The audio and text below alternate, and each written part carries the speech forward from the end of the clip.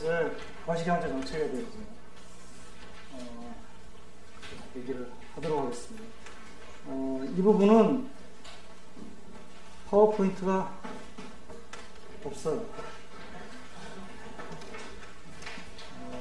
여기서는 이제 구체적으로 지난 시간에 얘기한 대로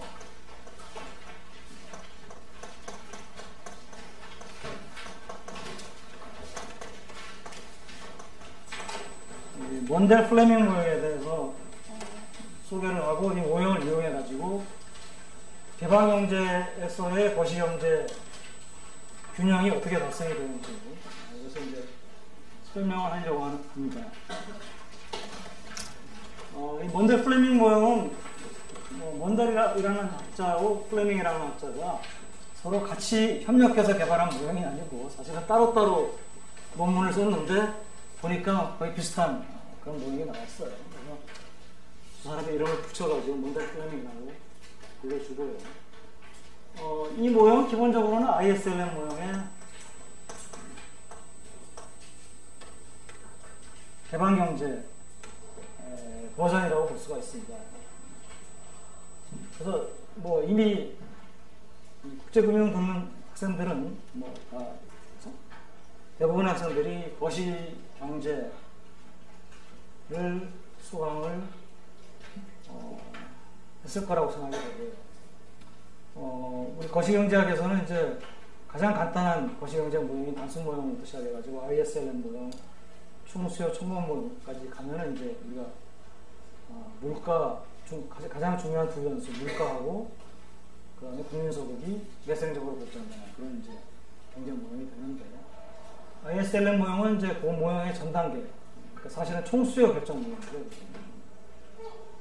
그리고 결국 이제 ISLM 모형에서는 물가는 외생적으로 주어진 어떤 수준에 고정되어 있고 Y만 어떻게 결정이 되는지 보여주는 모형인데 여기 이제 뭐 총수요 총무원 모형까지 배운 학생들은 이 ISLM 모형이 결국은 주어진 어떤 물가 수준에서 P바라고 주어진 물가 수준에서 총수요가 얼마인지를 보여주는 모형인데 거기에 더해가지고 뭡니까?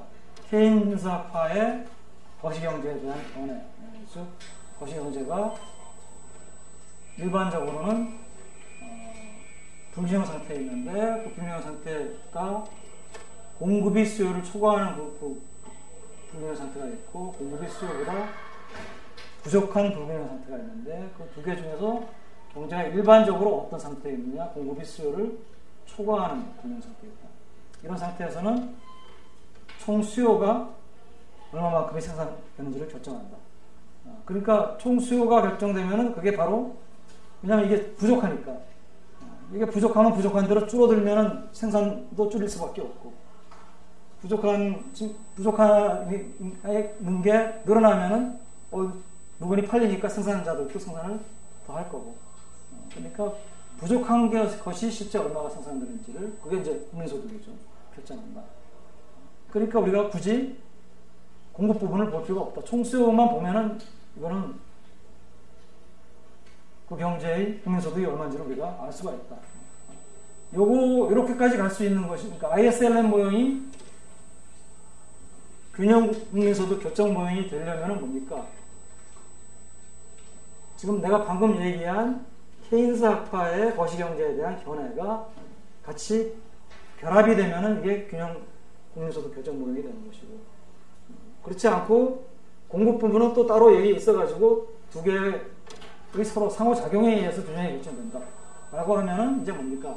총공 곡선까지 우리가 도출해가지고 균형을 봐야 되겠죠. 그래서 물론 개방경제에서도 총수요, 총공원 모형까지 우리가 가서 보는 게 맞아요, 사실.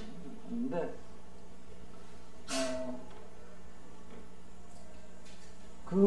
그렇게까지 하려면은 상당히 많은 시간을 또 거기다 할애를 해야 되기 때문에 할애를 해야 되면은 또 다른 걸 우리가 못 배우기 때문에 그렇기 때문에 여기서는 그냥 ISLM 모형에다가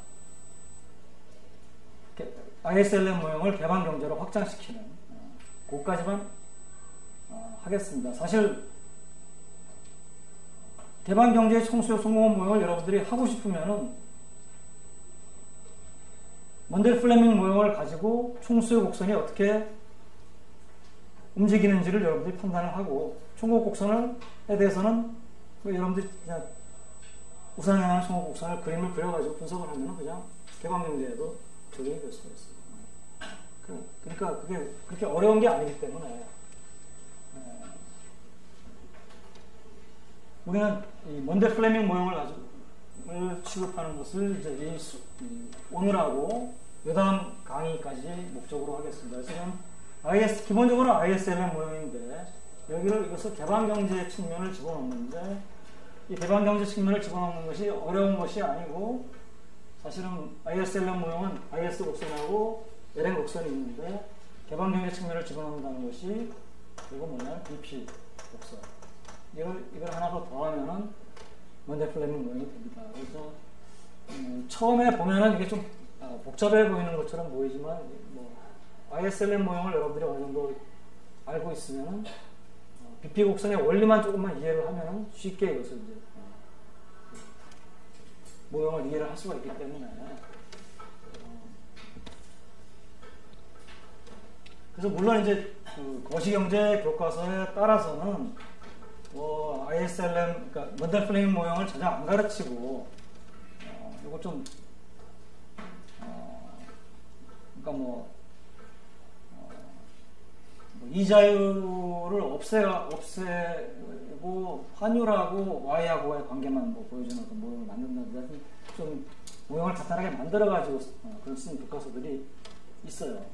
그러니까 물론 그 어프로치가 잘못됐다는 건 아니고, 어차피 우리가 지금 보여주는 이 그래프나 모형들은 사실은 수식으로 우리가 굉장히 복잡하게 제대로 설정해가지고 만들어진, 학자들은 이렇게 간단한 모형을 가지고 하지는 않죠.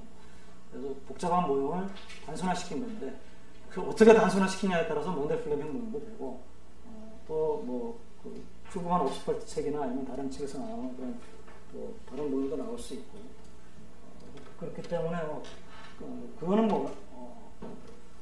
얼마든지 모형은 바뀌어서 나올 수가 있습니다. 그래서 그걸 우리가 이해를 하고, 그래서 이제 여기서는 그냥 파워포인트 없이 오늘 강의하고 요다음 강의는 판서로서 진행을 하도록 하겠습니다. 자, 기본적으로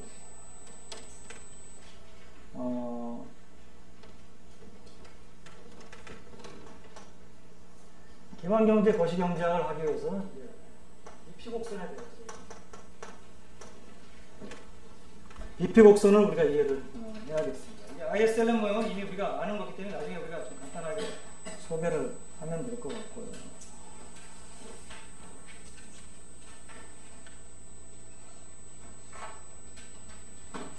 자, 이 비피곡선은 뭐냐면 우리가 일반적으로는 이거는 밸런스 오브 페이먼스라고 해서 국제수직 균형 조건.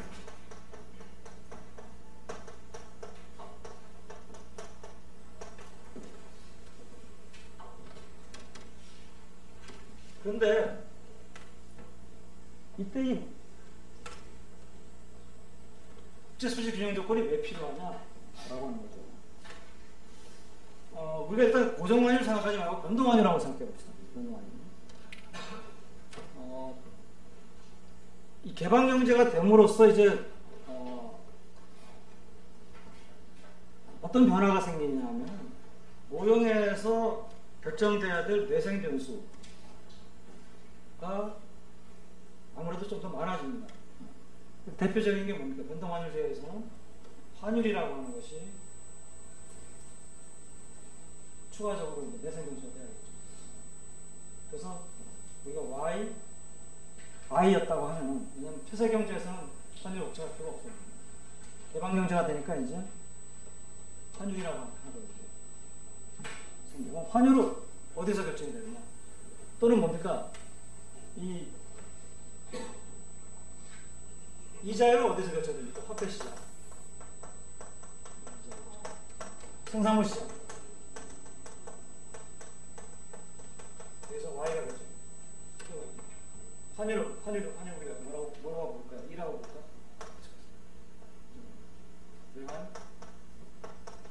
외환시장에서 결정되죠. 변동환율제 환율이 어디서 결정되느냐? 우리 학기 초에 배운 거 잊어버렸어요. 국제수지 균형 조건하니까 국제수지에서 결정된다. 맞기는 맞는 얘기인데 더 기본적으로는 외환시장에서 결정된다. 외환의 가격이, 외환의 수요 공급이. 그런데 이 세 시장이 서로 연결이 되어 있습니다. 서로 영향을 미칩니다. 그러니까 이 거시경제가 균형을 이루기 위해서는 뭡니까? 이 시장도 균형을 이루어야 되고, 이 시장도 균형을 이루어야 되고, 이 시장도 균형을 이루어야 되고. 만약에 이 시장이 균형을 이루지 않고 있다. 그럼 어떻게 됩니까? 화폐 시장이 균형을 찾아가는 과정에서 이자율이 올라가거나 떨어지죠. 이자율이 투자에도 영향을 미칠 수 있고, 이쪽에 외환시장에서 자본의 출입에 영향을 미칠 수도 있으니까 외환시장에 영향을 미칠 수 있고. 그러면 뭡니까? 균형이 안 되죠.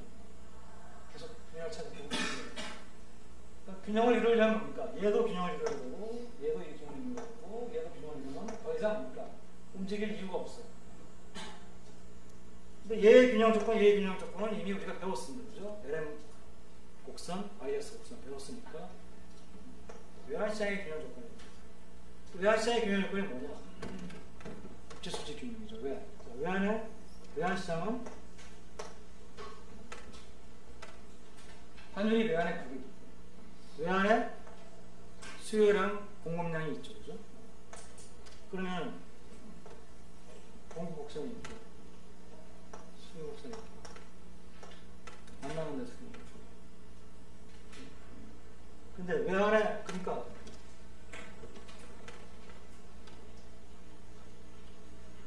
외환시장 균형.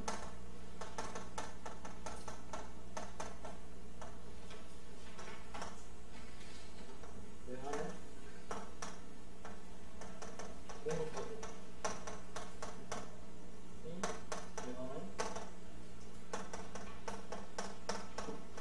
수요하고 같아질 때 외환시장의 균형이 되죠. 외환은 언제 공급이 되느냐?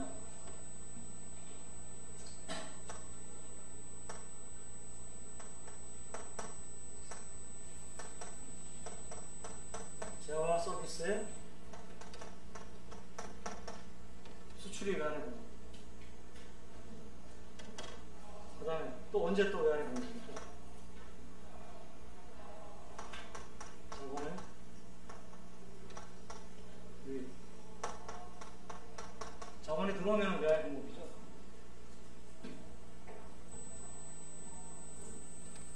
해외에서 채권을 발행한다. 그러면 해외 채권 발행해가지고 발행한 돈을 갖고 와가지고 내가 쓰겠다는 거니까 채권 발행해서 조달한 달러를 갖고 와서 원화로 바꾸려고 외환의 공급이 됩니다. 외환의 수요는 재화 서비스 수입.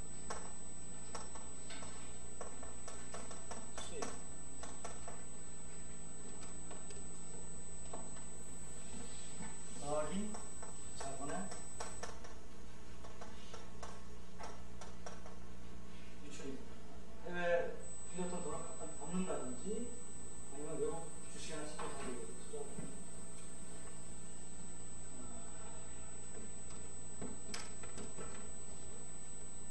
올려도 지장이 없으면 올릴까요?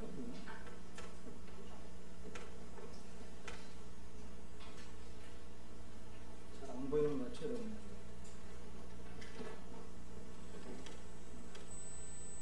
그러면 내가 이게 함부로 건드리면 또 말이 나서 할 수가 없네요.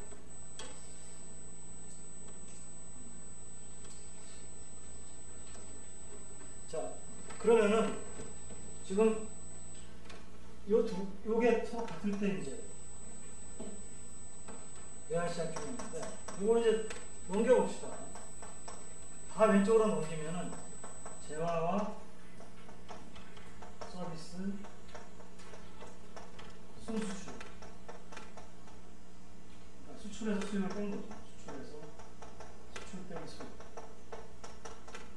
하고 더하기 자본의 유입 빼기 유출. 오른쪽으로 왼쪽으로 넘기면 부호가 마이너스. 이게 제가 이게 외환시장 균형 조건인데. 자, 재화 서비스의 수출에서 수입을 뺀 게 뭡니까? 이건 뭐 고지고대로 재화 서비스라면은 이제 이것은 상품 수지, 서비스 수지. 여기다가 소득까지 합하면은 경상수지. 그렇죠? 그럼 경상수지. 더 요거 자본의 유입에서 유출. 자본금융수지죠. 그렇잖아요. 그러니까 우리가 그래서 두 개를 경상수지 더하기 자본수지, 자본금융수지, 자본 및 금융수지 합한 것이 제거가 되는 두 개 합한 게 뭡니까? 국제수지. 그래서 국제수지가 제로가 된다. 국제수지가 제로라고 하는 것은 국제수지가 균형이라고 표현합니다. 그래서 국제수지 균형이라는 이름이 붙습니다. 그러니까 엄밀하게는 뭐 뭡니까? 외환시장에서 재화 서비스 수출되는 경우가 외환의 공급이고 수입하는 경우가 외환의 수요고 또 한 가지 또 외환의 수요 공급이 이루어지는 것은 금융거래. 그래서 이게 제가 여기서 여러분들이 국제수지 균형 조건이라고 해가지고 조금 조심해야 되는 것은 이게 국제수지표상의 국제수지하고는 달라요. 왜냐하면 국제수지표는 그 자체가 뭡니까? 복식부기로 원리를 작성을 하기 때문에 국제수지표의 원리상 뭡니까? 이거는 항등식이에요. 제로가 되는 게. 그러면 이거는 균형 조건이 아니잖아요. 그렇죠? 그럼 그러면 여기서 환율이 결정되는 수가 없죠. 그죠? 그러면 여기서 얘기하는 건 뭐냐? 여기 국제수지표에서 복식부기가 되는 이유가 뭐 때문에 그렇습니까? 내가 수출을 하면은 대금이 들어오잖아. 수출 대금. 그거를 뭡니까? 자본금융계정의 기타 수지에 수출을 하면은 수출 자체는 대변해 놓나? 변이 갑자기 사이드가 갑자기 헷갈리는데 대변이 그 최변에 놓으면 반대쪽에다가 기록하니까 서로 상쇄가 되는데 그러니까 여기서 얘기하는 이 외환시장 균형 조건에서 얘기하는 이 국제수지는 뭡니까? 대금의 지급은 생각하지 않는 거예요. 원래 대금의 지급이 일어나야 되는 원래 그 거래. 왜 대금을 지급합니까? 수입을 하기 위해서 대금을 지급하는 거고 수출하면 대금 받는 거고 수출 수입 자체만 여기 들어가요. 이건 쪽은 뭡니까? 돈을 빌리고 빌려주고 투자하고 이거 자체. 내가 미국 IBM 주식을 사기 위해서는 물론 미국에 돈을 붙여야 됩니다. 돈 붙이는 것 자체는 여기다가 IBM 주식을 산다는 것 자체. 뭐 그걸 사기 위해서 그러니까 돈이 왔다 갔다 하는 걸 가지고 따지는 것도 뭐, 그러니까 돈이 왔다 갔다 하는 걸 따지려면은 돈이 왔다 갔다 하는 것만 따져야 돼요. 양쪽을 다 같이 따지면 이거는 항등식이 되거든요. 한쪽만 따져요. 그래서 이거는 병상수지, 이거는 뭐 자본 및 금융수지 합해서 국제수지. 그런데 국제수지표에서 얘기하는 복식부기의 원리에 의한 국제수지는 아니다. 그걸만 여러분들이 줍니까? 마치 우리 거시경제 배울 때 국민소득 균형 조건이 Y는 C 더하기 I 더하기 G 더하기 X인데 거기에 만약에 국민소득 계정상의 Y, C, I, G를 하면 이게 항등식이 돼버리잖아요. 그렇잖아요. 그거하고 뭐 똑같은 건 아니지만 비슷한 문제라고 볼 수가 있습니다. 그래서 그렇게 여러분들이 생각하는 이거는 방정식입니다. 그러니까 이것은 균형 조건입니다. 들어가는데 그러면 이제 요거를 우리가 BP 곡선의 식을 우리가 하려면은 경상수지하고 자본수지를 이제 써야 되는데 자본 및 금융수지를 경상수지는 우리가 앞에서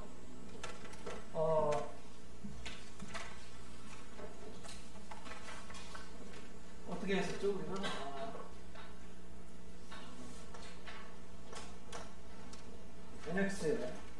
NX 썼었죠 우리가. NX에 P분의 EP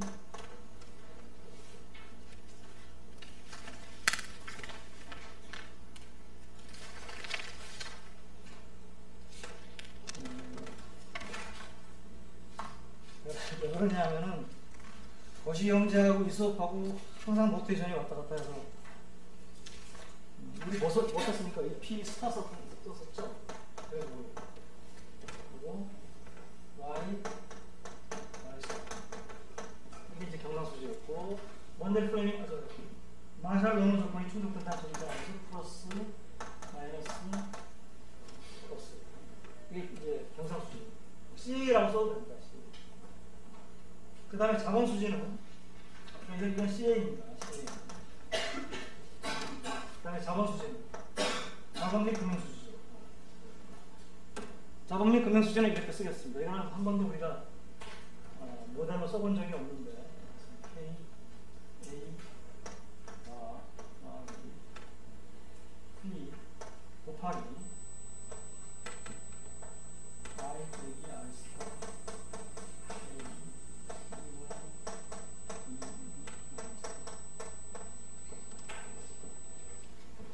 요거는 이 대신에 S를 써가지고 우리가 많이 표현했던 뭡니까? 유의염 이자율 평가 식이죠. I는 I 스타 더하기 S분의 S 마이너스 S.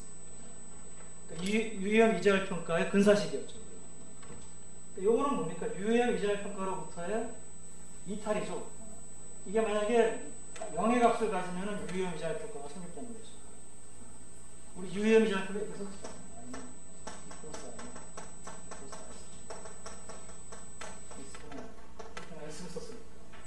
이 근사식으로 쓰면 I는 I 스타 더하기 S분의 S 이퀄이 S. 근데 여기는 S 대신에 S를 안 쓰고 한 줄로 2를 씁니다. 2하고 S는 우리가 왔다 갔다 해도 무죄라고 그랬습니다. 이 수업에서는. 그래서 그러면 이게 뭡니까? 이게 I 넘기면 빼기 I 스타 빼기 이거니까. 만약에 유의염 이자율 평가가 성립되면은 이 값은 제로의 값이죠. 이 값이 양이다라고 하는 건 뭡니까? 국내 이자율이 유의염 이자율 평가에서 얘기하는 이자율보다 더 높다는 거예요. 그럼 이제 이 P라고 하는 것이 일반적으로 어떤 값을 가지겠느냐라고 여기서 P는 상수인데 P의 의미가 중요한데 P는 자본의 국제 유동성, 인터내셔널 캐피털 모빌리티. 우리가 배웠습니다, 그죠? 국제 자본 이용해서 자본의 국제 이동하고 자본의 국제 이동성은 다르다. 이 성질이죠. 자본의 국제 이동성을 정도를 나타내는 상수입니다.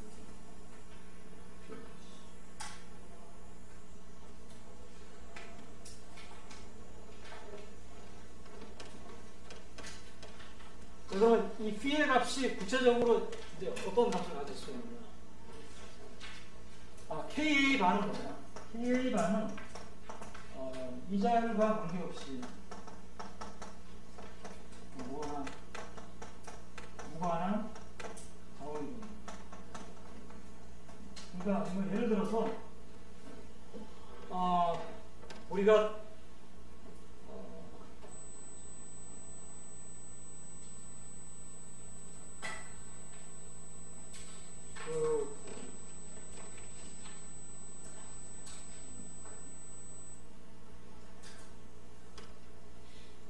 어떤 것을 우리가 얘기를 하기도 했냐면은 경상 수지리가 적자인 경우, 이게 내가 수출보다도 수입을 많이 하려고 하는 경우에 그거를 성사시키려면은 외국에서 돈을 빌려야 되는데, 그때 돈을 빌리는 것은 꼭 이자율이 높아서 투자를 하거나 그런 게 아니고 수입보다도 수출을 많이 하는 요 거래를 수출보다도 수입을 많이 하는 이 거래를 성사시키기 위한 보정적인 어떤 거래입니다. 물론 이것도 이자율에 의존할 수도 있지만, 이거는 뭡니까? 이자율보다도 꼭 이 수입이 필요하다면은 웬만한 이자율 수준에서도 일어날 수 있는. 또 예를 들어서 ODA 같은 거, 예를 들어서 IBR 월드뱅크나 이런 데서 또는 무상이라고 하는 것은 이제 꼭 이자율이 제로인 것도 되지만은 국제 시장 이자율보다도 낮은 이자율로, 그래서 우리가 이제 양화성 차관이라고 하죠. 이런 것은 뭡니까? 이자율하고 상관없이 월드뱅크가 돈을 벌기 위한 것이 아니고 그 나라를 개발시켜주기 위해서 국제금리보다 낮은 금리로 자금을 공급하잖아요. 이런 것들은 금리에 민감하지 않고 그냥 다른 목적에서 일어날 수 있는 것이죠. 그래서 그 KA 방안은 그래서 우리가 뭐 그렇게 중요하게 생각하지 않아도 됩니다. 그러니까 중요한 부분은 이쪽 부분이 중요한 거예요. 그런 이유는 자본의 국제 이동성이 있다라고 하는 건 뭡니까? 이자율 차이가 있을 경우에 높은 이자율을 내가 추구해가지고 저쪽에 투자하고 싶은데 뭐 어떤 거래 비용이나 아니면 제도적인 제약에 의해서 내가 투자를 못한다. 그러면 이자율 차이가 나더라도 KA가 이걸 제외한다면 제로가 될 수밖에 없겠죠. 투자를 못하니까. 그래서 자본의 국제 이동성이 그런 의미에서 그런 거예요. 그래서 B가 제로인 경우에는 자본의 국제 이동성이 이제 노 캐피털 모델.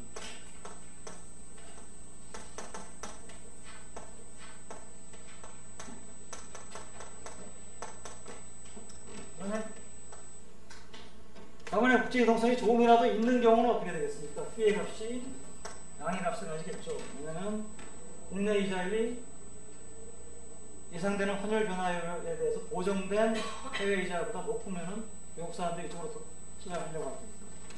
이때는 이제 파셜 물론 이제 이 중에서 파셜이지만은 P의 값이 크면 클수록 뭡니까? 똑같은 이자율 차이에 대해서 자본 이동이 더 많이 일어나니까 국제 자본 이동성은 더 높은 거라고 우리가 볼 수가 있죠. 마지막으로 하나만 더 있습니다. 그런데 자본의 국제 이동성이 완전한 경우, 퍼펙트 캐피털 모델. 어떻게 되냐? 자본의 국제 이동성이 완전하다면 어떻게 되겠습니까? 양쪽에 차이가 있으면 이쪽에서 이쪽으로 외국에서 국내로 엄청난 돈이 들어올 것이고 이와 같은 움직임이 결국은 무엇을 가져옵니까? 유의한 이자의 평가가 성립되도록 만듭니다. 그렇잖아요. 그러니까 사실은 자본의 국제 이동성이 완전하다면 이건 다 필요 없이 뭡니까? 얘가 성립이 돼요. 그리고 그게 성립되게 하려면은 우리가 뭐냐? 이 경우는 우리가 P의 값으로 따지면 P가 무한대라고 볼 수가 있을 것이고 그냥 약간의 금리 차만 있더라도 무한정, 엄청난 규모의 자금이 들어올 수 있다는 거예요. 왜? 자본의 국제 이동성이 완전하다는 거잖아요. 굳이 이제 우리가 P의 값으로 해석을 하면 자본의 국제 이동성이 완전한 경우가 P의 값이 무한대가 되는 거예요. 그럼 이제 요거를 이제 우리가 그림을 그리는데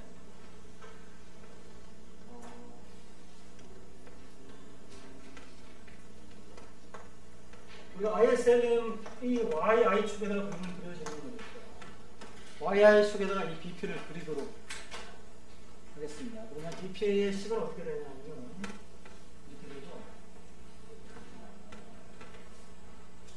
LX에 1분의 BP 스타 Y 플러스 마이너스 KA가 P에 IK가 R스타 AE에 제로거든요.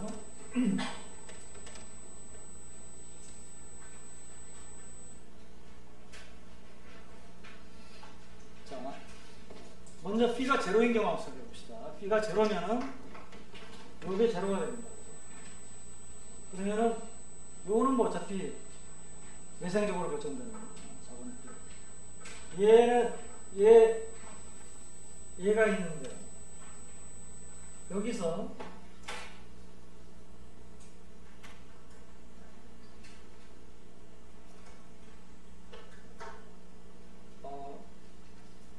우리가 이 조건을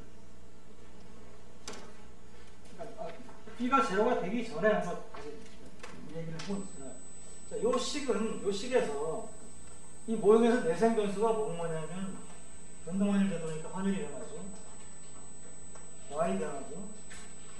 I 변하죠. 그러니까 사실은 국제수직 균형 조건을 우리가 제대로 나타내려면 어떻게 해야 됩니까? 3차원 공간에서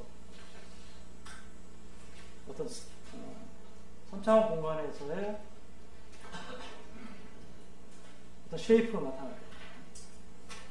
근데 뭐 우리 그거 요즘은 뭐 컴퓨터로 모양을 볼 수 있다고는 하지만은 뭐 2차원 공간에서 이걸 굳이 나타내려면 할 수 없이 어떻게 됩니까? E를 어떤 특정한 값에 주고 그림을 그릴 수밖에 없죠. 그렇죠?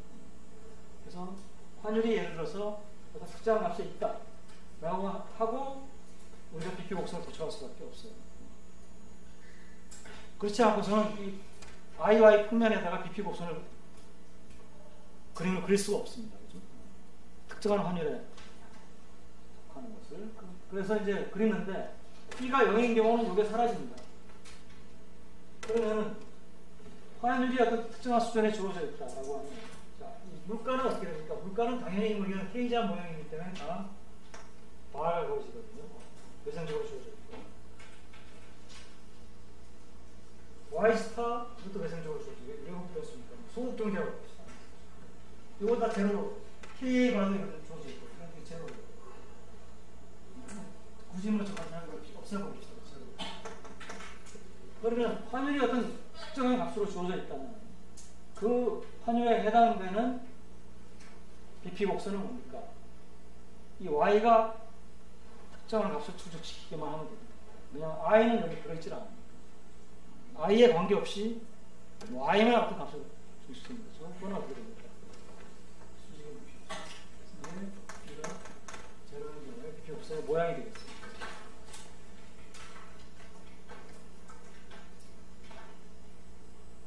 물론 환율이 변함에 따라서 BP 곡선의 위치는 변합니다. 왜? 환율이 만약에 더 올라갔다고 합시다. 화폐가 더 떨어지는 거죠. 그러면은 이게 올라가면은 0을 유지하기 위해서는 E가 올라가는 것 때문에 올라간 NX의 값이 다시 떨어져야 되는데 그러면 Y가 더 증가해야 되죠. 그러려면 BP 곡선은 오른쪽으로 이렇게 이동하는 것을 말하죠.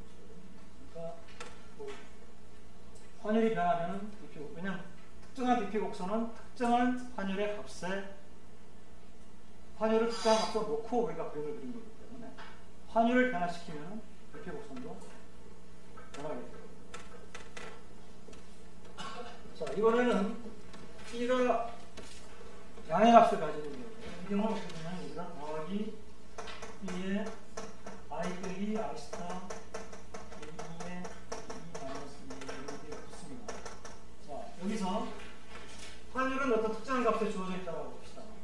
그러면은 내생 변수는 y하고 i입니다.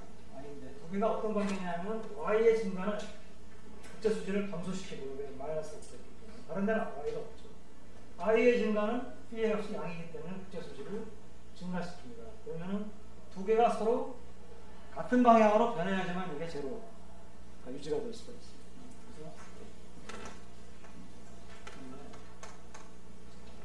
B가 양인 경우에 이런 모양을 가지는데 B의 값이 커지면 커질수록 기울기가 어떻게 되겠습니까? 점점 더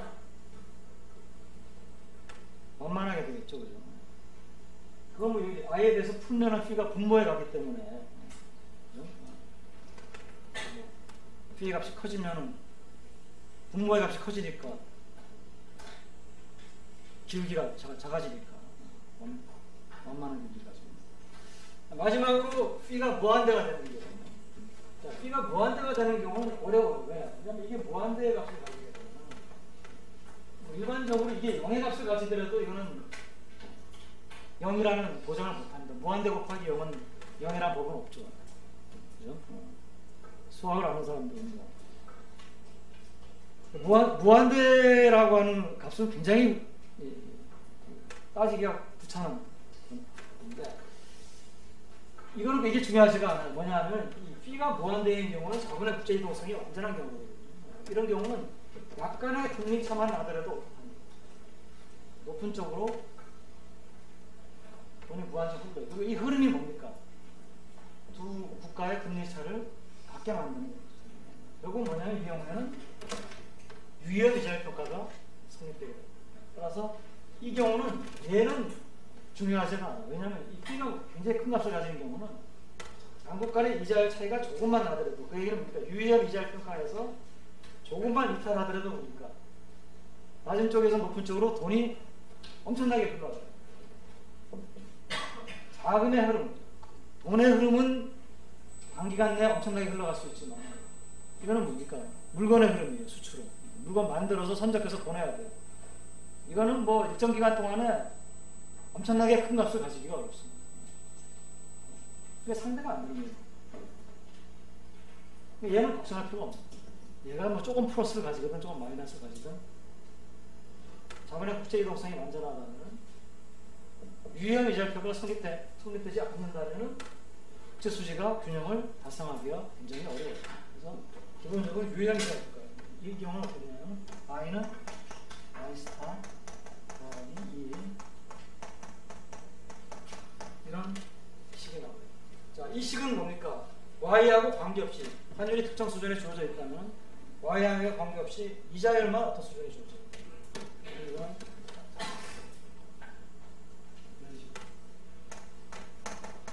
이 세 개 한 점에서 만나야 되는 건 아니고요. 이건 그냥 뭐 이걸 뭐 밑으로 이렇게 그리면 지저분하잖아요. 그래서 그냥 그런 거고 기울기만 중요합니다.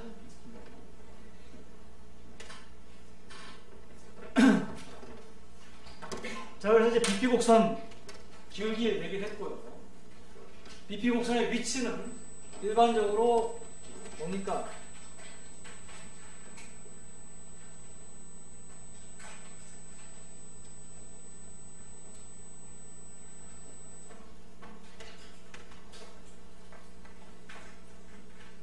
일반적으로 아까 얘기한 대로 뭡니까? 아까 처음에 뭘 우리가 얘기했었죠? BP가 제로인 경우에 환율의 증가는 BP 곡선을 오른쪽으로 이동시킨다 그랬죠. 환율 말고 또 BP 곡선에 영향을 미칠 수 있는 게 또 뭐가 있습니까? Y 스타도 영향을 미칠 수가 있죠. Y 스타의 증가는 어떻게 영향을 미치겠습니까? 이것도 오른쪽으로 영향을. 왜? 이게 증가하면은 Y가 같이 증가를 해줘야지만 상승이 돼가지고 제로가 유지가 될 수 있기 때문에. 그러니까 뭐 간단하게 얘기해서 뭡니까? 국제 수지를 개선시키는 외생적인 충격은 BP 곡선을 전부 다 오른쪽으로 이동시킵니다. 국제 수지를 악화시키는 충격은 BP 곡선을 왼쪽으로 이동시킵니다. 다만 이제 여기 예외가 자본의 국제 이동성이 완전한 경우, 이 경우는 오른쪽으로 이동하나 왼쪽으로 이동하나 같죠, 그죠? 이 경우에는 국제 수지에 영향을 미칠 수, 그러니까 위치에 영향을 미칠 수 있는 건 뭡니까? 상하에로 움직일 수 있는 거, 즉 뭡니까? 아이스타라든지 또는 예상되는 미래 환율 수준 이런 것들이 위험해요. 그래서 여러분들이 ISLM 모형을 어느 정도 이해한다는 전제하에서 BP 곡선에 항상 새로운 곡선이 나오면은 도출, 기울기, 위치 이런 걸 우리가 좀 이해를 해야 되죠. 이제 실제로 이제 지금 들어갈 텐데 들어갈 때 우리가 몇 가지 경우를 좀 따져야 돼요. 이게 이제 좀 일단은 우리가 개방경제의 거시경제 모형을 우리가 설정을 하고 하려면은 몇 가지 경우를 따져야 되는데 일단 어떤 경우냐면 지금 우리가 변동 환율이 있고 그다음에 좀 얘기는 하지 않았지만 또 뭡니까? 고정 환율이 있다고 했죠. 고정 환율은 지금 우리가 얘기한 거하고 조금 원리가 다르게 움직여요. 원리가 달라요. 그 다음에 자본의 국제 이동성이 있으니까 자본의 국제 이동성이 P가 제로인 경우 P가 무한인 경우 무한대보다 작은 경우 P가 최소한 무한대인 경우 최소한 이 세 가지 경우가 다릅니다. BP 곡선의 기울기가 또 뭐 더 가면 우리가 소국 경제냐 아니면 외국 경제냐 이런 것도 더 가질 수가 있죠. 그러면 이런 두 가지, 이거 순서는 세 가지, 사실은 네 가지가 나옵니다. 이 두 가지.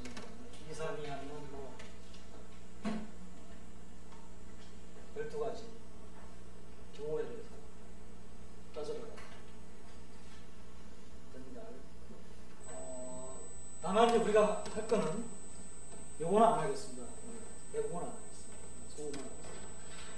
소국으로 한다는 것은 뭡니까? 우리가 스타를 붙였던 변수들, Y 스타, I 스타, P 스타 이런 것들은 뭡니까? 이미 외국에서 결정돼서 나한테는 주어진, 내가 이 나라가 아무리 뭐 무슨 몸부림을 치더라도 얘들은 영향을 안 받습니다. 어떻게 결정되는지 우리가 걱정할 필요가 없어요. 왜냐하면 이미 주어진 운명이니까. 내가 어떻게 할 수 없어요. 그래서 이 운명을 받아들이면 인생이 좀 간단해지는 거죠. 우리 모양도 간단해집니다. 따져야 되는 경우의 수도 뭐 6개 또는 많아 8개. 근데 요거는 어떻게 피할 수 없는 거예요. 그래서 이제 이걸 빠지면서 해야 되는데, 우리가 먼저 한 게 변동원형부터 먼저 하겠습니다.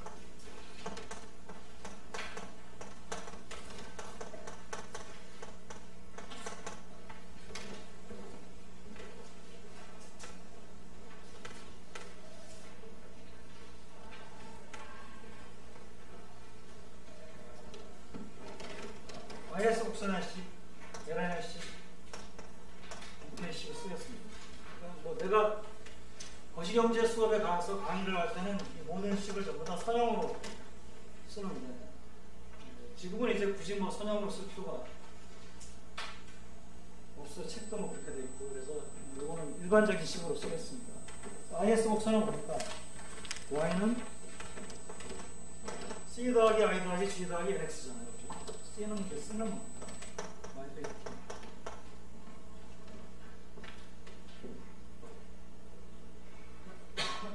T는 되게 외생적으로 주어져.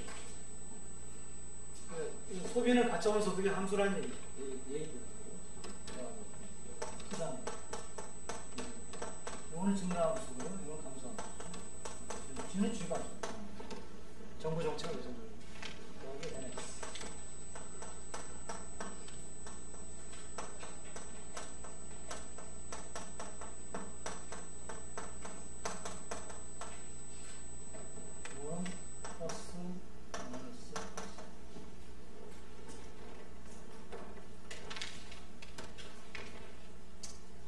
크게 쓰면 안 되는데.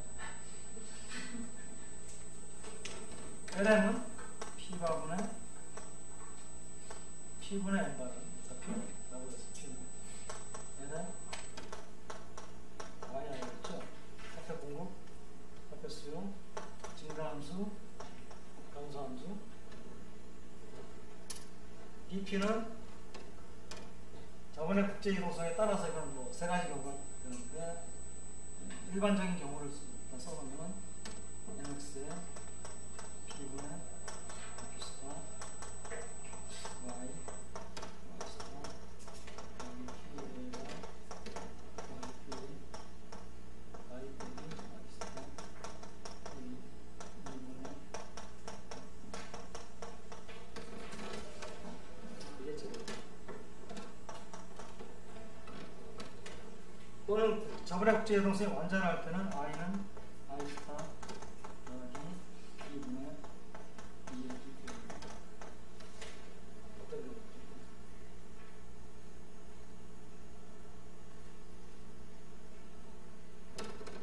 자, 이렇게 해놓고요. 자, 여기서 우리가 내생변수하고 외생변수를 다시 한번 보겠습니다. 내생변수는 Y 내생변수죠. 그 다음에 I 내생변수죠. 그 다음에 E가 내생변수. 내생변수 3개, 식 3개. 그러니까 다 이제 우리가 모형에서 결정이 되겠죠. 그럼 나머지는 다 외생변수입니다. 어떤 의미에서 외생변수냐?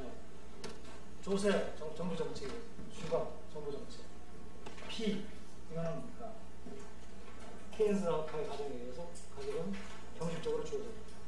C스타. 이거는 뭐 가격이 경직적이라는 말로도 외생변수고, 아니면 소국 경제 모형에 의해서도 외생변수. Y스타 외생변수. 외생변수가 좀 강조하기 위해서 말을 긋겠습니다. 이것도 P가 N바. 이것도 뭐 다 P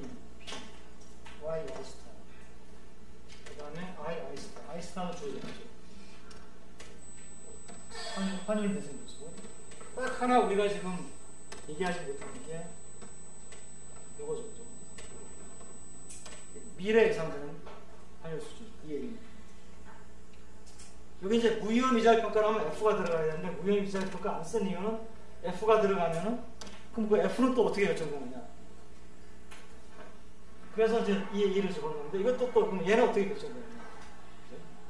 그래서 얘를 집어넣는 것은 이렇게 있다는 걸 아는 것은 이게 이 모형을 이해하는 데 도움이 된다. 왜냐하면 사람들의 환율에 대한 기대가 거시경제 균형에 어떤 영향을 미칠 것이냐라고 하는 그 얘기를 해줄 수가 있거든요. 그런데 우리는 지금부터 이제 뭡니까? 얘도 또 어떻게 결정되는지를 얘기를 해야 되는데 얘 얘기를 하기 시작하면 복잡하기 때문에 어떻게 하냐면 여기서 빼버립니다.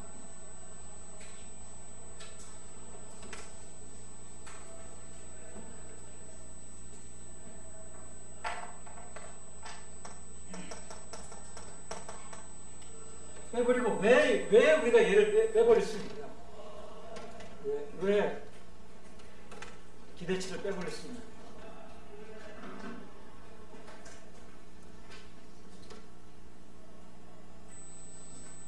이게 만약에 지금 변동환율 제도라고 했는데 고정환율 제도라면 쉽습니다. 고정환율 제도라면은 환율이 고정돼 있다면은 그 얘기는 환율이 고정환율 제도가 그대로 유지가 된다면 어떻게 됩니까? 현재 환율이나 미래 환율이나 뭐 고정환율 제도의 데피니션상 같으니까 2의 2는 현재 환율하고 같잖아요. 그러니까 자동차로 없어집니다. 변동환율은 그런데 이건 얼마든지 변할 수 있잖아요. 미래. 근데 왜 이걸 이렇게 하냐? 이거는 이제 우리가 이 모형을 이거 좀 약간 테크니컬한 얘기가 되는데 이 모형을 어떤 용도에 쓰냐? 이 모형을 우리가 비교 정태 분석에 쓴다면 이 가정은 뭐 그냥 받아들일 수 있는 가정이에요. 그럼 비교 정태 분석이라는 게 뭐냐? 현재 이 경제가 어떤 균형 상태에 있어요. 그 균형 상태라는 것은 바이 디피션은 뭡니까? 어떤 충격이 주어지지 않는 이상 이 상태에 계속 있을 수 있는 상태입니다. 계속 그 상태에 머물러 있을 것으로 기대되는 상태가 균형이죠. 그렇죠. 균형이라고 하는 거죠. 그러니까 우리가 여러분들 균형 그러면 뭐 이거 내 거시 수업 들었던 학생들은 이 균형의 개념을 설명을 들었을 텐데 보통 우리가 균형 그러면은 경제학 처음 배울 때 수요하고 공급이 같으면 균형이다. 근데 수요하고 공급이 같은 것은 균형의 데피니션이 아니고 균형의 조건입니다. 왜? 수요하고 공급이 다르면은 물건을 못 판 사람이나 물건을 못 산 사람이 물건을 사려고 가격을 자꾸 움직일 테니까 머물러 있을 수가 없어요. 그 상태에서. 근데 수요와 공급이 일단 같아지면 어떻게 됩니까? 다 만족해요. 누군가 와가지고 뭐 어떤 변화가 생기지 않는 이상 새로 물건을 살려는 사람이 또 시장에 들어오거나 또 변화가 생기지 않는 이상 그 상태에서 다 만족을 하고 있으니까 더 이상 가격을 더 움직일 필요가 없어요. 유지가 될 수가 있는. 자, 비교정태 분석은 뭐냐면 처음에 어떤 균형 상태였어요. 충격이 왔어요. 새로운 균형을 찾아가기 위해서 막 굉장히 움직이겠죠. 시간이 흘러서 새로운 균형을 도달했어요. 중간은 어떻게 보진 않고 원래 균형 상태가 이게 새로운 균형 상태. 이 두 개를 비교하는 게 비교 정태 분석. 이거하고 다른 대표적인 건 뭐냐면 동태 분석. 동태 분석은 뭐냐면 여기서 일로 가는데 어떻게 가냐? 점프를 해서 갔느냐? 우리 동부시 모형에서 배웠듯이 신축적 가격은 점프해서 갔느냐? 아니면 뭐 이렇게 갔느냐? 아니면 뭐 이렇게 나선형으로 돌면서 갔느냐? 이렇게 오실레이트 하면서 갔느냐? 이 얘기를 해주려면 동태 분석이에요. 동태 분석을 하려면은 이 기대가 어떻게 형성되는지에 대한 모형이 구체적으로 들어가야 돼요. 근데 정태 분석이, 비교 정태 분석이 되면 뭡니까? 이 상태하고 이 상태의 비교인데, by definition, 균형이라고 규정하잖아요. 균형 상태. 균형 상태의 데피니션 상은 뭡니까? 충격이 와가지고 일로 가긴 갔지만, 일단 새로운 균형에 도달하면 새로운 충격이 없는 이상 이 상태에서 계속 머물러 있을 것으로 보입니다. 얘기는 뭡니까? 얘는 계속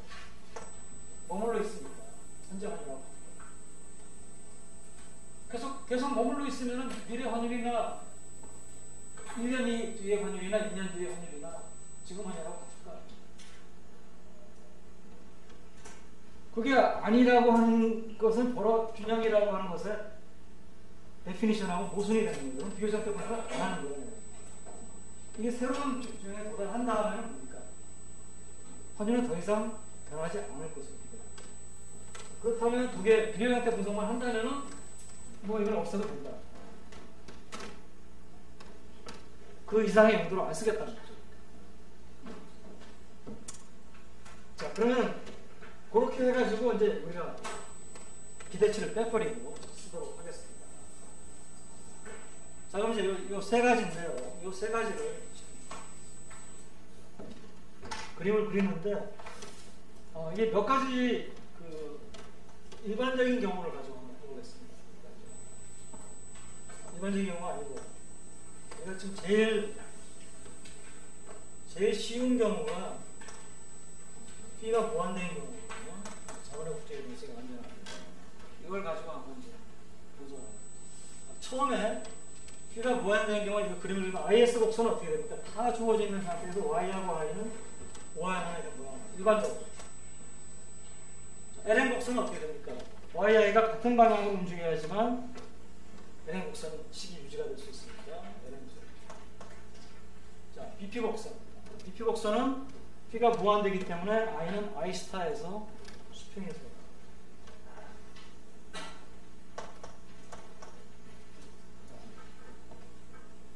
세 개가 반드시 같은 점에서 만나라는 법은 없어요.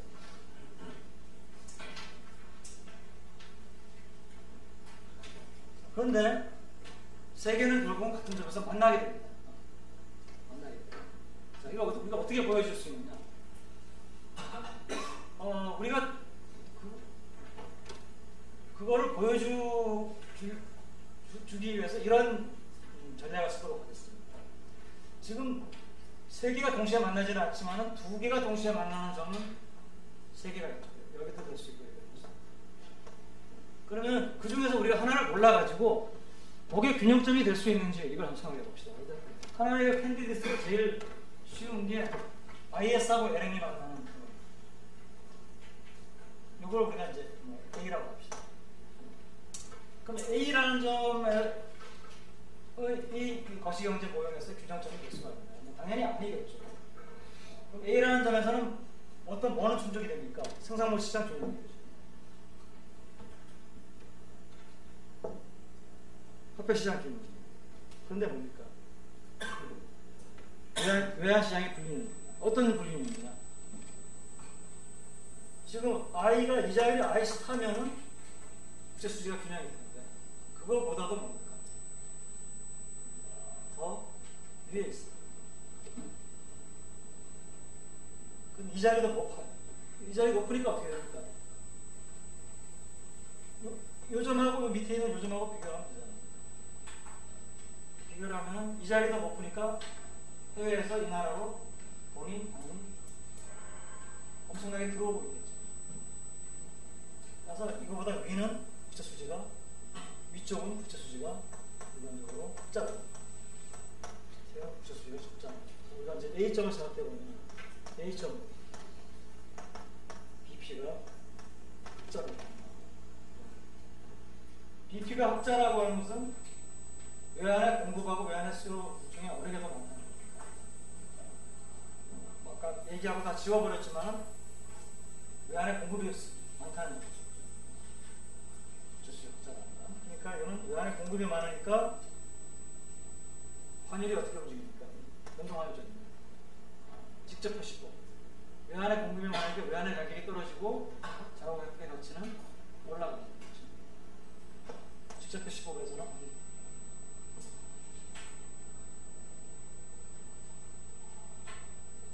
환율이 떨어지면 어떤 변화가 생기느냐? 자, 우리가 이 그림은 내가 안 했죠. 이 축이 무슨 축입니까? I축이었죠. 이 축이 Y축이었죠. 이 축에다가 ISR의 BP를 그리려면은 환율은 뭡니까? 특정 수준에 고정시키고 그랬다. 특정 수준에 고정시켰어요. 환율이 떨어지니까 뭡니까? 이제 뭡니까? 그 특정 수준에 고정시켰던 환율의 값이 더 낮은 값으로 변합니다. 그거는 뭡니까? ISL은 BP를 전부 다 이동을 시킵니다. 어떻게 이동을 시키느냐? 다행히도 LA 곡선의 식에 환율이 안 들어있습니다.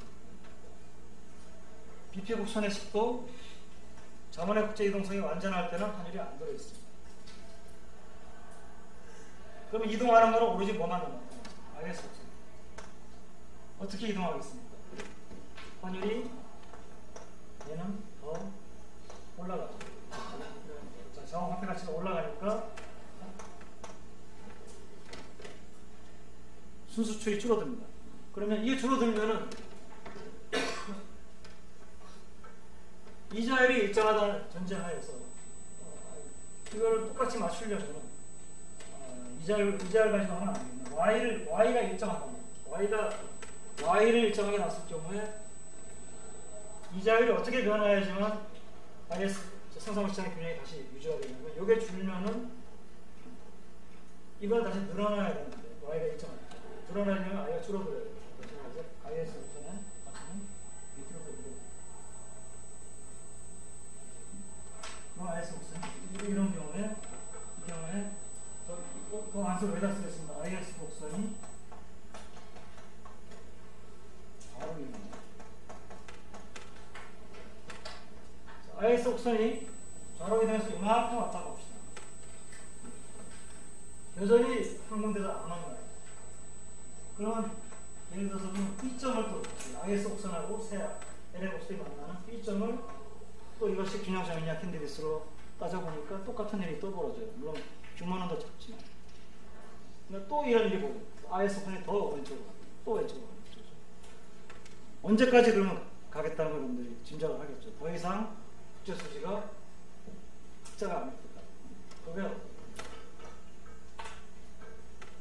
IS는 충분히 이동해가지고 IS 곡선이 충분히 이동한다는 것은 환율이 충분히 떨어진다는 거죠.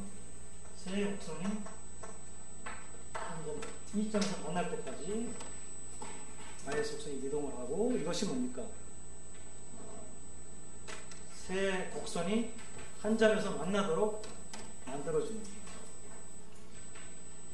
사실은 이게 여러분들이 3차원을 그릴 수 있으면은 3차원에다 그리면은 이 스피어가 IS 곡선이 하나 이제 3차원에서는 이게 선이 아니고 스피어로 나왔거든요. 면으로. LN 곡선도 면으로. 그 다음에 BP 곡선도 면. 세 면이 만나는 데를 따지면 한 점에서 만난다는 걸 볼 수가 있어요. 근데 이게 2차원 평면에서 얘기를 하려다 보니까 이게 좀 복잡한 얘기예요. 3차원에서 하면 쉬워요. 아주 세 개가 3차원에서 아마 이게 면으로 나타날 거예요. 면이 한 점에서 나와요.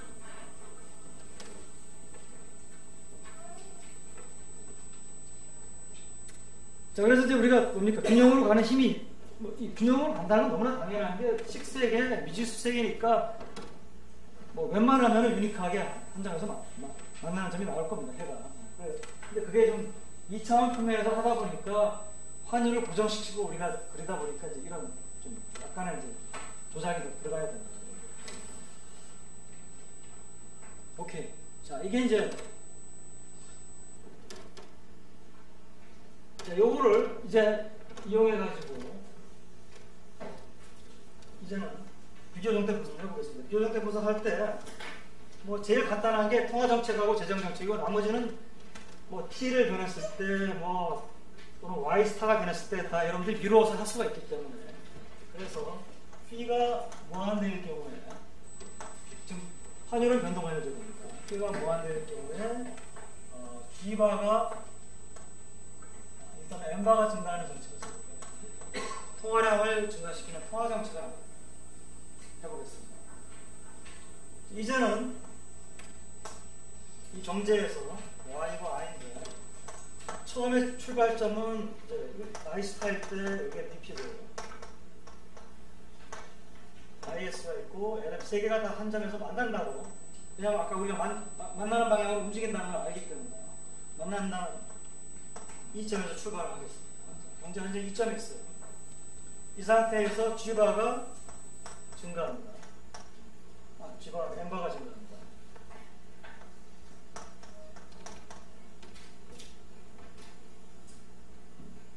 그러니까 뭐 이 먼들 플레밍 모형을 처음 접하는 학생들은 지금 내가 이게 하면은 뭐 미리 얘기를 하는 거니까 너무 복잡해 보이니까 처음 접하는 학생들은 굉장히 복잡해 보일 수가 있어요. ISLM 모형이 익숙하지 않은 학생은 내가 그 학생에 대해서는 어떻게 얘기를 해줄 수가 없습니다. 근데 ISLM의 원리를 어느 정도 조금이라도 좀 아는 학생들의 경우에는 처음에는 복잡한데 한 2가지 정도 경우만 여러분들이 스스로 한번 해보고 처음에 좀 틀릴 수 있겠죠. 스스로 하면서 원리를 깨우치면은 신기하게도 이건 아니죠. 쉬운 모델이죠.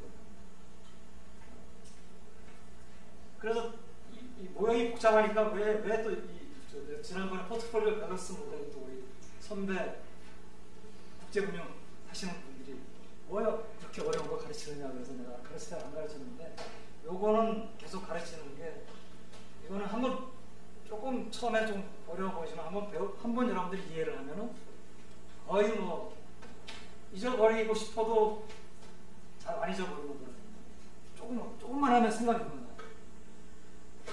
마치 자전거 한번 탈 줄 알면은 처음에는 좀 힘들더라도 조금만 타면은 금방 자기가 연락할 수 있는 걸 알고 있습니다. 자, 이제 시작을 하겠습니다. N바가 증가하면 뭐 당연하죠. LM이 우로 이동하죠. 그죠? 그럼 이제 뭐 좀 이런 색연필을 좀 쓰는 게 좋습니다.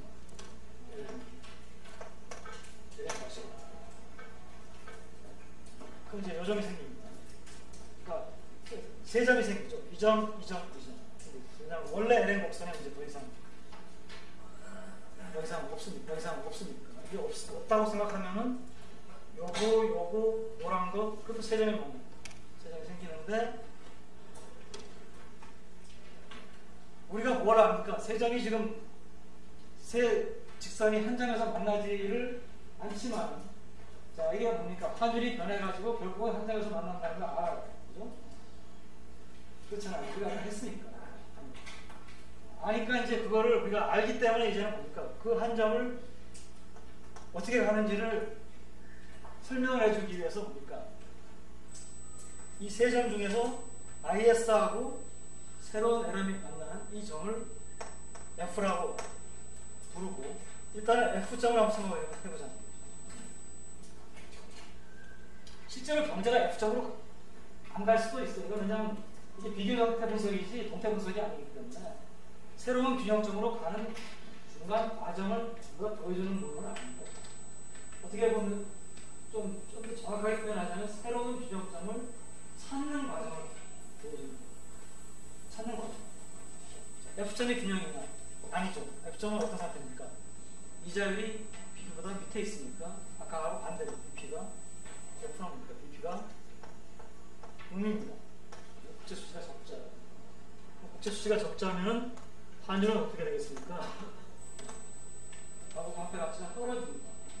환율이 올라갑니다. 직접 표시되기 때문에. 환율이 올라가면은 이미 우리가 했기 때문에 IS가 우로 이동을 하죠. 아까는 좌로 이동을 IS가 우로 이동하면은 여기서 뭡니까? F점에서 출발해가지고 IS가 우로 이동. 우로 이동하면은 약간만 우로 이동하면은 몇까지 이동했다? 그리고 요점이 나오는데 요점도 F점하고 비슷한 퀄리티에서는 규모만 좀 적자의 규모만 좀 우리가 최종적으로 경제는 어디로 가는지를 알죠. 여기서 더 이상 국제수지가 적자가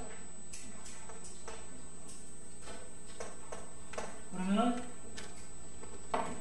LM 새로 이동한 IS 다시 원래 BP는 이동하는 세 개가 동시에 만나는 점이 있습니다. 요거를 우리가 2-라고 하거든요. 2-가 새로운 균형점입니다. 그럼 우리가 아는 건 뭡니까?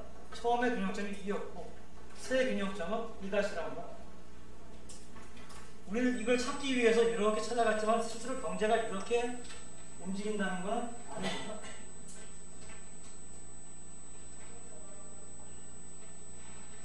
그럼 우리가 여기서 할 수 있는 건 뭡니까? 원래하고 세균형점은 비교를 할 수가 없죠. 세균형점 원래 균형점에 비해서 y 늘어났어. 왜 늘어났어?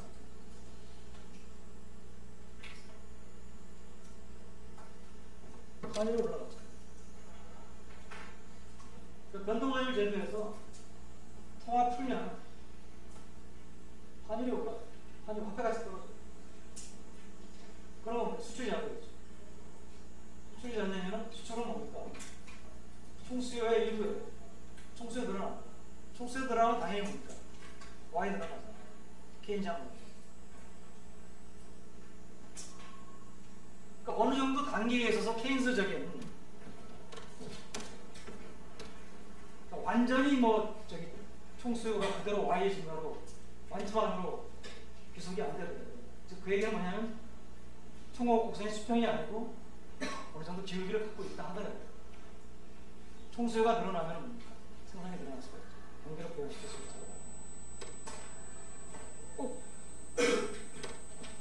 꼭 초기에 그 케인스하지 않는 생각을 들어 물가가 경직적이고 총수요가 Y를 다 결정한다가 아니더라고요. 그러면은 지금 이게 지금 선진국들이 하고 있는 양적 완화 정책, 통합 팽창 정책, 일본의 아베노믹스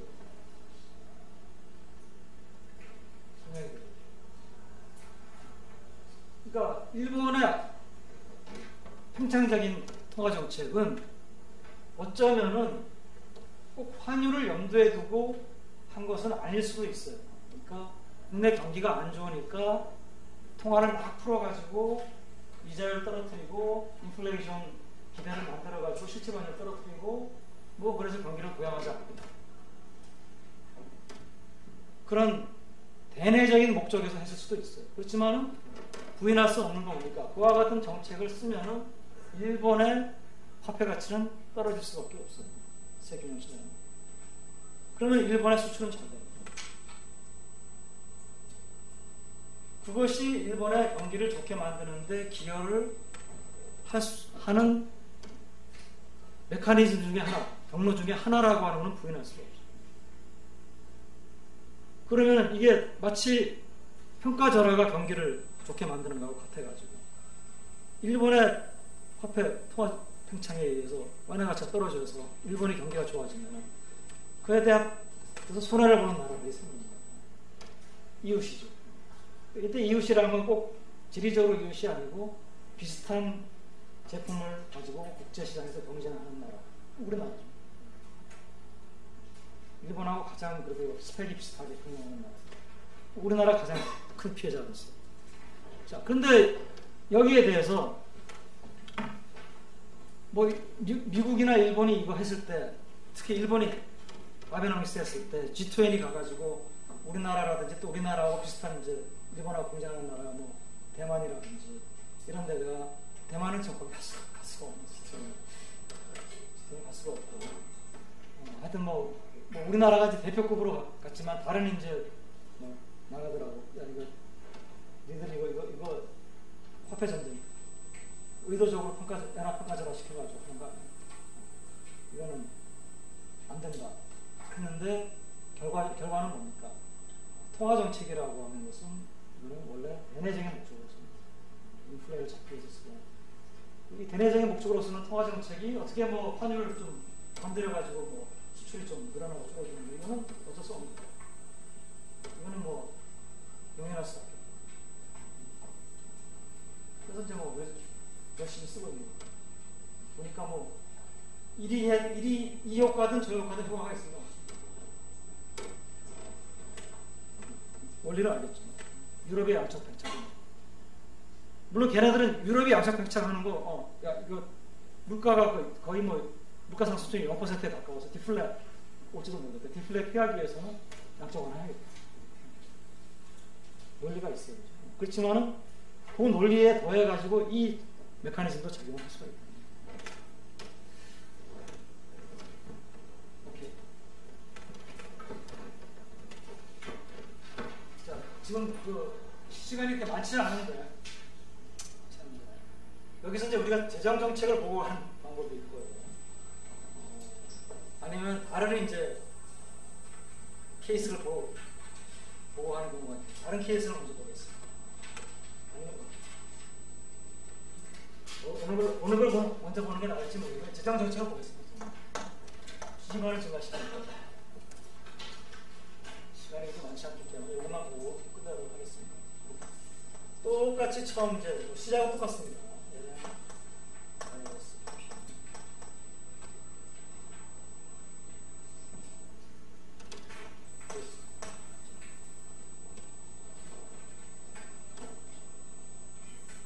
G바가 증가하는 거죠.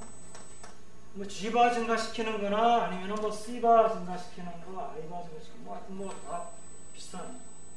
G바 증가시키면 IS가 이번에는 오르겠죠. IS 오르. BP하고 IS 증가시.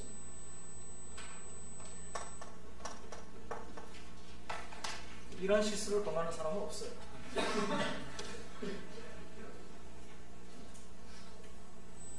암만 채점을 많이 해봤어도 이런 실수를 범하는 사람은 없어요.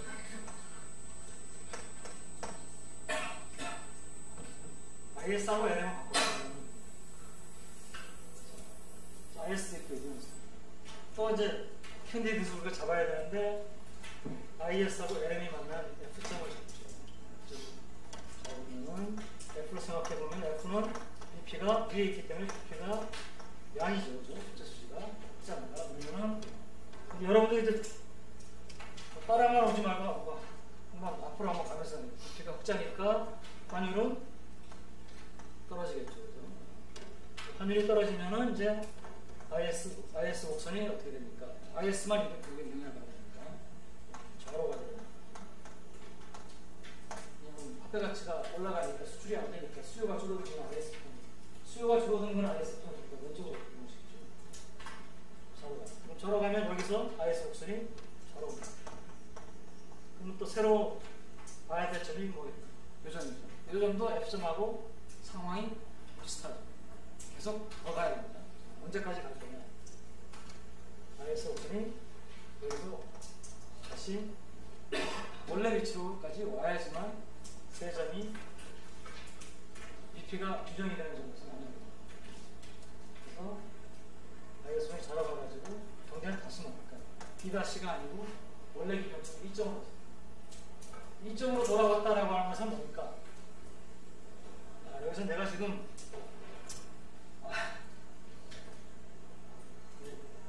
보니까 또 2가 두 가지 용도로 쓰이고 있네요. 규정적으로도 쓰이고 합리적으로도 쓰이고 여기다 뭐 예를 들어서 합리적 기대까지 들어와가지고 2가 뭐 2는 뭐 2의 2다 정보집합 네가 세 가지로 쓸 수도 있겠네요. X로 쓰는 게 나왔을 뿐입니다. 그래서 원래대로 갔어요. 이건 환율이 아니고 이 점입니다. 그럼 뭡니까 이거? 효과가 없어요.